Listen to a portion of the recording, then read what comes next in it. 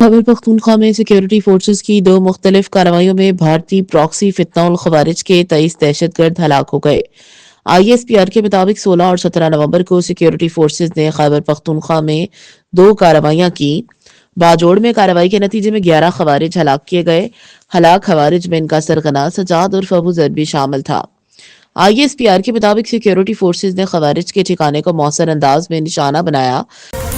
پنجاب حکومت نے کالعدم جماعت ٹی ایل پی کے خلاف دیگر صوبوں میں بھی کارروائی کے لیے وفاق سے درخواست کا فیصلہ کیا ہے۔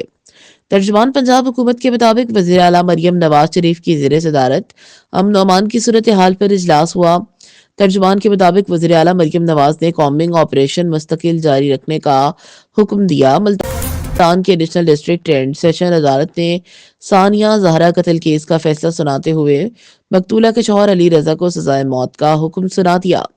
ثانیہ زہرا قتل کیس میں شوہر علی رضا، ساس عذرا پروین، دیور علی حیدر سمیت 6 ملزمان کو نامزد کیا گیا تھا۔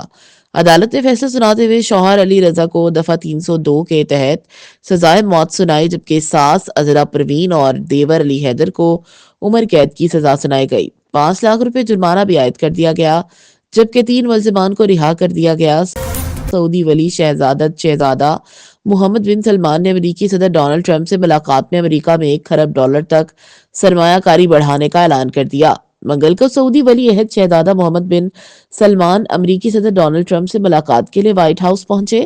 وائٹ ہاؤس پہنچنے پر امریکی صدر ڈونلڈ ٹرمپ نے سعودی ولی عہد شہزادہ محمد بن سلمان کا استقبال کیا۔